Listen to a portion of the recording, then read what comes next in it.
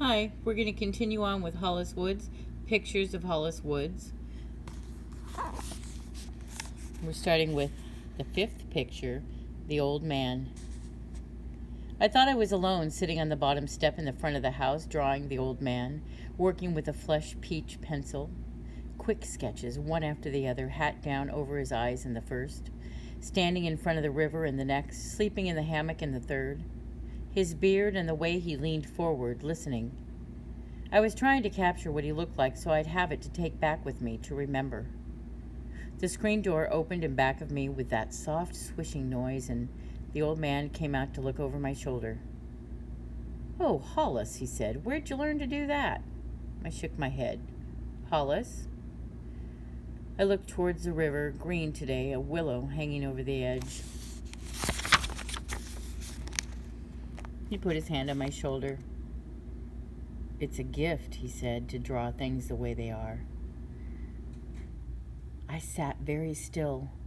No one had ever said anything like that to me before. "And something else," he said.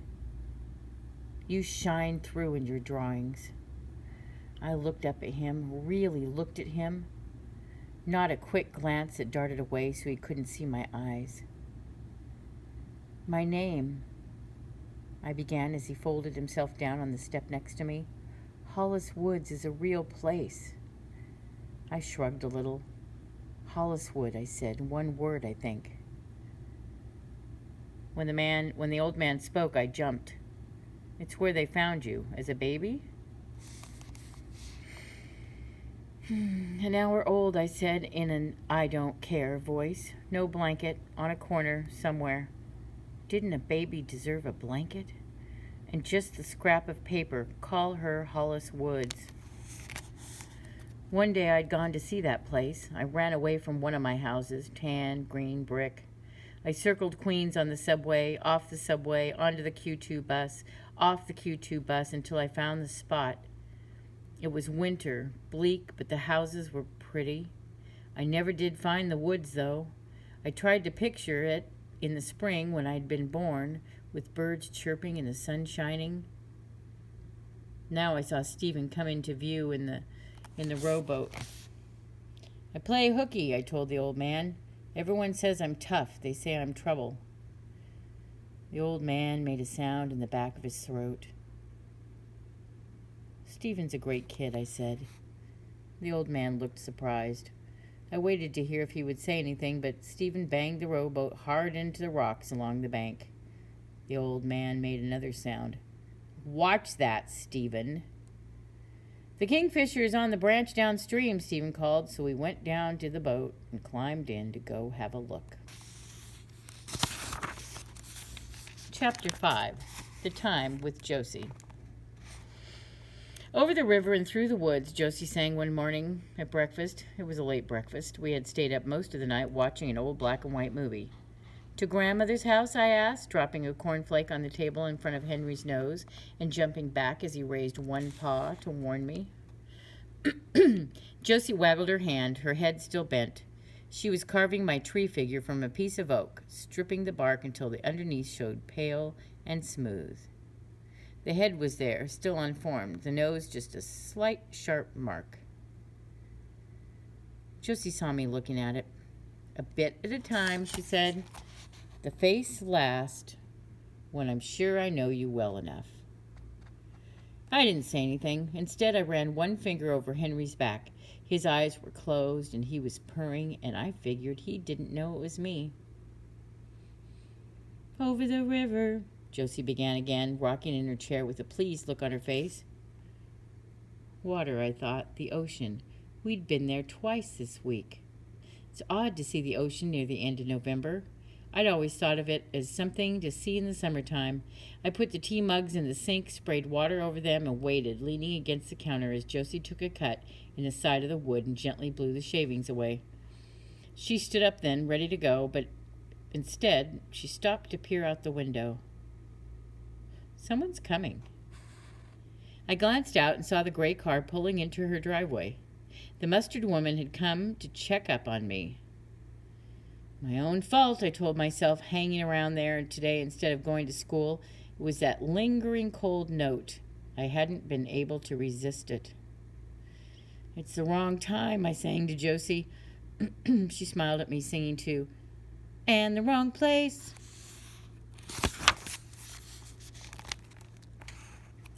I reached for her wool hat and scarf and the brown hat with the veil. "Let's go down to the water instead of entertaining," I told her.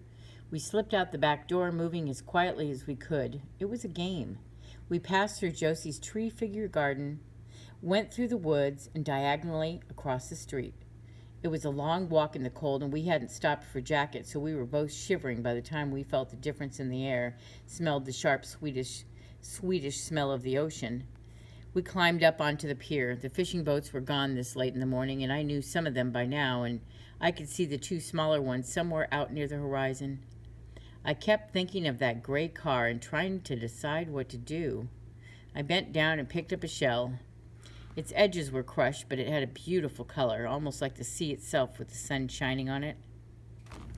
"A piece of good luck," Josie said.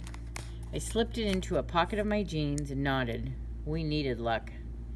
Josie had moved away from me. I turned and saw her lying on the jetty, holding her hat with one hand, the loose end of her scarf floating in the water.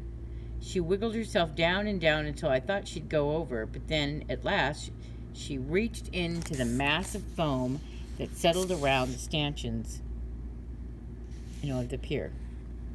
A moment later, she was up, strands of seagrass clutched in her hand, several inches long, curled along the edges. They were the color of sand. Josie smiled at me and held them up to my hair. "I thought so," she said. "Almost an exact match." I nodded, realizing she had gathered them for my wood figure. It made me think of the drawing box the old man had given me. How often I had held up a pencil to match the color against something. Was the drawing box still at the house in Branches? I turned as I saw the sound of a car and of tires bumping along the wooden planks of the pier in back of me. The mustard woman. She came to a stop about 2 inches away from us and rolled down the window. "Why aren't you in school?" "School?" Josie asked, confused. I didn't answer. Of course I couldn't. I had learned to keep my mouth closed long ago. In my mind, I pulled myself into a small knot deep inside and tried to think about something else. Anything else. "Get in the car," the mustard woman said. "I'll drive you there right now." One of the fishing boats had almost disappeared. All that was left of it was the needle-thin mast on top. Someday I'd like to be on that boat, I thought, to see what it would be like to look back at the land. I glanced at the railing that ran along the end of the pier. It was so low it would be hard to see from a ship. "School," Josie said. "Of course." She put her hand on my shoulder. It was the hand holding the seagrass. I felt a soft scratch against my skin. Josie's legs were bare, with dainty spider veins showing, and her silky shoes were soaked with snow and spray. I didn't want the mustard woman to see them. I opened the back door of the car and slid in, and we drove off, leaving Josie looking after us, her head tilted as she waved at me, the seagrass in her hand, blowing in the wind. "What's going on here?" the mustard woman said. "No school?" I ran my tongue over my lips, trying to figure out the best lie I could. I told her today was a holiday, a teacher's conference. The mustard woman shook her head. "And she believed that?" she said. "We'll have to see about this." I reached in my pocket and held on to the shell.